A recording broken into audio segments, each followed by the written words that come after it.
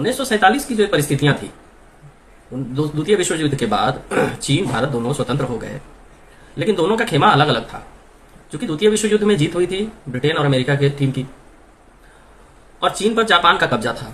तो जापान से स्वतंत्र होने के बाद स्वाभाविक रूप से चीन का झुकाव अमेरिका और ब्रिटेन की ओर होना था, और इधर भारत को छोड़ने की मजबूरी थी ब्रिटेन की। देखिए, द्वितीय विश्व युद्ध के बाद उसकी जो आर्थिक स्थिति खराब हुई और अर्थव्यवस्था चौपट होने के कारण उसके संसद में रोज हंगामे होने लगे कि अब उपनिवेश से हमें छोड़ देना चाहिए, हमें बाहर आ जाना चाहिए और अपने देश की अर्थव्यवस्था पर ध्यान देनी चाहिए।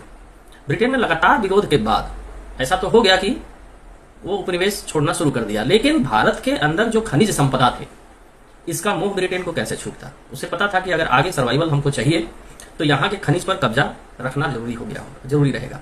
अगर हम इन खनिज संपदा को भारत को अवशोषण करने देंगे तो फिर हमें कोई फायदा नहीं होगा। हम जो 250-300 साल से मेहनत किए हैं और यहाँ के खनिजों को जो हमने खोजा है, उसकी माइनिंग शुरू की है, उसका नुकसान ब्रिटेन को अब होने लगेगा। तो उसने देखा कि भारत आत्मनिर्भर ना हो जाए और अपने खनिज संपदा का उपयोग ना करने लग जाए, उसके लिए उसने पाकिस्तान का बंटवारा करा दिया।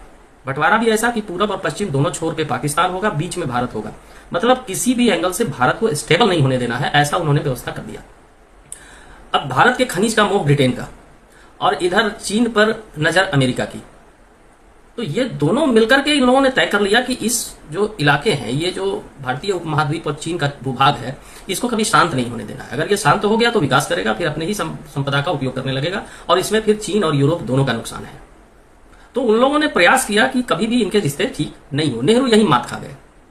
नेहरू को लगा कि चीन अलग हुआ है जापान से, और चूंकि नेहरू ने एक काम उसको खुश करने के लिए कर लिया था कि जापान का साथ देने वाले सुभाष चंद्र बोस को उन्होंने गायब करवा दिया था।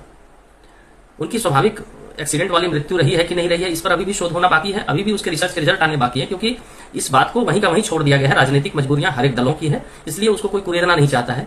तो सुभाष चंद्र बोस को इसीलिए नेहरू ने ब्रिटेन का युद्ध अपराधी घोषित कर दिया, ताकि चीन उसके साथ सही रिश्ते में रहे। चीन पर उसको भरोसा था, नेहरू जी को भरोसा था। अब मामला कहां बिगड़ा? भारत जब बंटवारा हो गया पाकिस्तान का, तो ब्रिटेन और अमेरिका एक दूसरे के थिंक टैंक थे। एक्चुअली अमेरिका का थिंक टैंक ब्रिटेन हुआ करता था। तो ब्रिटेन ने तय कर लिया कि पाकिस्तान को हमें पालना है, और जब पाकिस्तान को पालेंगे तो स्वाभाविक है कि पाकिस्तान भारत को हमेशा डिस्टर्ब रखेगा।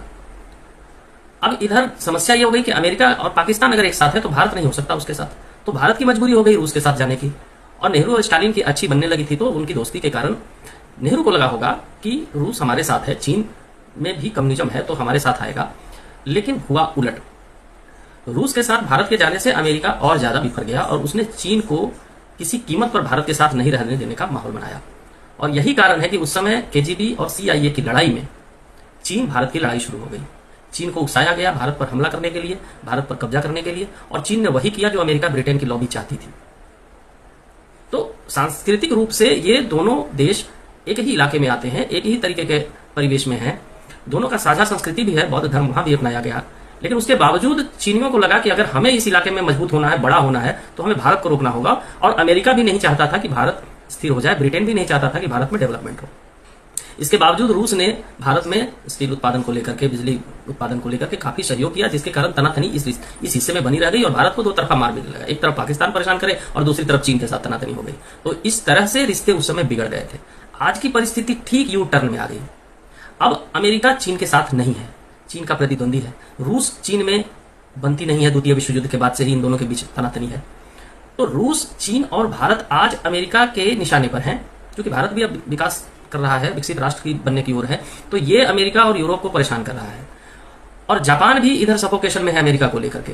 तो कुल मिलाकर के जो उपनिवेश काल के पहले की जो स्थिति थी एशिया की, जिसमें कि रूस, चीन, भारत और जापान जैसे बड़े विकसित देश, बड़ी अर्थव्यवस्था एक साथ उभर कर आई हैं, और एशिया एक बार फिर से दुनिया की अर्थव्यवस्था का बड़ा हिस्सा बनने जा रहा है।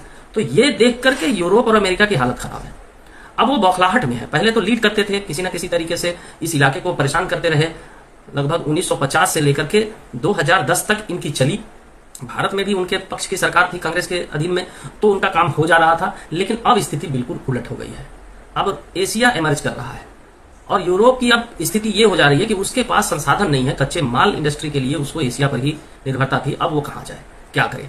तो ये बौखलाहट हो गई है यूरोप और अमेरिका की, और अब जो है स्थितियां बहुत ही भिन्न है। तो आज हम अगर तुलना करते हैं कि 62 में जो चीन ने हमारे साथ किया, वह फिर अभी दोहराएगा, ये अब संभव शायद नहीं है, क्योंकि पिछली बार डोकलाम में चीन ने प्रयास करके देख लिया कि उसका बड़ा नुकसान हो सकता है। अब भारत वो भारत नहीं है जो 62 में था, और भारत अब दुनिया की धुरी बन रहा है धीरे धीरे अर्थव्यवस्था का। तो ऐसे में अब चीन के पास एक दो ही विकल्प बचे, या तो फिर से वो यूरोप अमेरिका की लॉबी में रह करके इस इलाके पर अपना प्रभुत्व बनावे, या फिर भारत जापान और रूस के साथ मिलकर वो इस इलाके में एक बड़ी अर्थव्यवस्था को बनने में सहयोग करे और पूरा एशिया को डेवलप होने में सहयोग करे। क्योंकि इस्लामिक आतंकवाद शीत युद्ध का देन है। रूस को तोड़ने के लिए अमेरिका ने इस्लामिक आतंकवाद का बीज बोया था, और उस इस्लामिक आतंकवाद ने पूरा मिडिल ईस्ट और पूरा भारतीय महाद्वीप को लगातार झुलसाया है। तो ऐसी स्थिति में अब जियोपॉलिटिक्स बिल्कुल बदल चुका है, और एससीओ के समिट में यह देखने को मिला कि किस तरह के वाइब्स मिल रहे थे शी जिनपिंग, पुतिन और मोदी के। कहीं से नहीं लग रहा था कि अब इनके बीच वो तनातनी है या वो बिखराव है, वो दूरियां है। अब वो चाह रहे हैं कि एक दूसरे के साथ करीब आकर के अमेरिका और यूरोप के कूटनीतिक चालों से बचें और अपने इलाके पर ध्यान दें, अपने इलाके का प्रोग्रेस करें। क्योंकि पूरा अमेरिका यूरोप यूक्रेन के साथ, अमेरिका वियतनाम के साथ, अमेरिका पाकिस्तान के साथ, तो तीनों देश के जो नुकसान देने वाले तथ्य हैं, जो एलिमेंट हैं, उसके साथ अमेरिका है। अब अमेरिका की दादागिरी और उसका प्रभुत्व को चुनौती भी देना है, यूरोप की चाल भी नहीं फंसना है। तो इसलिए इन देशों को, 4 देशों को एक साथ आकर के और एशिया के डेवलपमेंट पर ध्यान देना होगा। इससे क्या होगा कि अगर सब कुछ ठीक रहा तो आतंकवाद पर भी लगाम लगेगा, इस्लामिक आतंकवाद धीरे धीरे कमजोर पड़ेगा, क्योंकि उसको समझ आ जाएगा कि अगर ये 4 बड़े देशों ने चाहा तो हमें कुचल देंगे। तो अभी की परिस्थिति बिल्कुल भिन्न है। तो मोदी को गाली देना अगर शौक है तो दे सकते हैं, लेकिन आज भी भारत की वैश्विक नीति, अपनी आंतरिक सुरक्षा और डेवलपमेंट, ये तीनों पर जो मोदी के नेतृत्व में काम हो रहा है वह अद्वितीय है। इसके पहले देश ने कभी ऐसा काम नहीं देखा था। अभी आगे 5 साल तक इस नेतृत्व में भारत का कोई नुकसान नहीं होना है। इसलिए हम सबको एक बार फिर से विवेचना करनी है कि हमें किस तरह का भारत चाहिए, उलझा हुआ परेशान हाल भारत या एक विश्व अर्थव्यवस्था, वैश्विक अर्थव्यवस्था का बड़ा केंद्र भारत। बहुत बहुत धन्यवाद।